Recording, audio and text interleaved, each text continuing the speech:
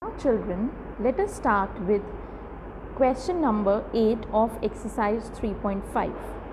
It says, the sum of two consecutive odd numbers is divisible by 4. Verify this statement with the help of some examples. Now we have to take two consecutive odd numbers. So let us take 3 and 5 and do their sum. 3 plus 5 is 8, and you people know that 3 and 5, if we add 3 plus 5, 8 is divisible by 4. So here the statement is true. Again, let us take two more consecutive odd numbers. 5 plus 7, that is 12, and yes, 12 is divisible by 4. If we take some other consecutive odd numbers, let it be 13 and 15 and do their sum, it becomes 28, and yes children, 28 is also divisible by 4. So we have verified this statement by using some examples that sum of two consecutive odd numbers is always divisible by 4. So I hope the question is clear now. Now moving to question number 9. In which of the following expressions prime factorization has not been done? The first one is 24 is equal to 2 into 3 into 4. See children, prime factorization means taking all the prime factors only. But here 4 is a composite number, so here prime factorization has not been done. In B part, it is 56 is equal to 7 into 2 into 2 into 2. Here all are the prime numbers or all are the prime factors, so here prime factorization has been done. Next is 70 is equal to 2 into 5 into 7. Here also all the factors are prime, so prime factorization has been done. The last part is 54 is equal to 2 into 3 into 9. Again see children, 2 and 3 are the prime factors, but 9 is a composite number. So here the prime factorization has not been done. So in question number 9, A and D part, prime factorization has not been done. Now question number 10th is, determine if 25110 is divisible by 45. Now children, one method is you can divide this number by 45 and check if the remainder is 0, then it is divisible, otherwise not. But if I want to check by divisibility rules, then we have done that if we want to check that a particular number is divisible by the other number, then we check it by its co-prime factors. Like we have done the divisibility test of 6. A number is divisible by 6 if it is divisible by its factors 2 and 3, and 2 and 3 must be co-prime factors. Okay, they are co-prime numbers and these are the co-prime factors of 6. So number is said to be divisible by 6 if it is divisible by both 2 and 3. So children, here also we can convert this 45, we can have two factors of 45, but they should be co-prime.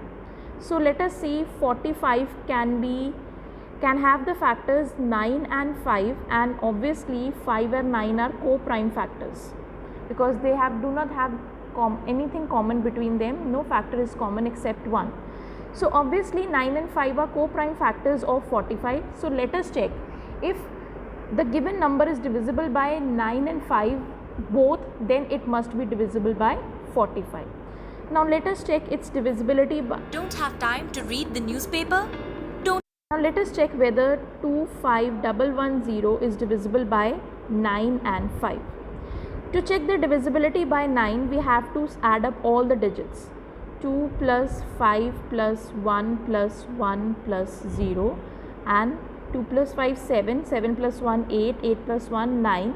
So yes, the number is divisible by 5. To check its divisibility by 5, we have to check the ones place, and here it is 0. So obviously if a number is having 0 or 5 at its units place, the number is divisible by 5. So yes, 25,110 is divisible by 5 and 9 both. Therefore it is divisible by 45 also. So remember children, if there is a very big number through which we want to check the divisibility, we can find its prime factors, but they should be co-prime with each other. Now Coming to question number 11. 18 is divisible by both 2 and 3. Yes, 18 is divisible by both 2 and 3. It is also divisible by 2 into 3, that is 6. Similarly, a number is divisible by both 4 and 6. Can we say that the number must also be divisible by 4 into 6? If not, give an example. Suppose children, we take the number 12. 12 is divisible by 4 also, and 12 is divisible by 6 also. But if I multiply 4 and 6, if I take the product of 4 and 6, that is 24. 12 is not divisible by 24. So in this case, the statement becomes wrong, that if a number is divisible by 4 and 6 both, then it may not be divisible by the product of 4 and 6, that is 24. And here I have taken the example of number 12. Now proceeding towards the last question of this exercise, they are asking you to tell that I am the smallest number having 4 different prime factors. Can you find me? Now as it is said, it is the smallest number and with 4 different prime factors, so all the prime factors will have the different values, and if I start with the smallest prime factor, that is 2, then 3, then 5 and 7, then the number will be the product of all these prime factors taken from smaller and then in ascending order. So if I multiply all the prime factors, and all the prime factors are different, so it will be 2 3s are 6, 6 5s are 30 and 37s are is 210. So 210 is the number and it is the smallest number with all different prime factors.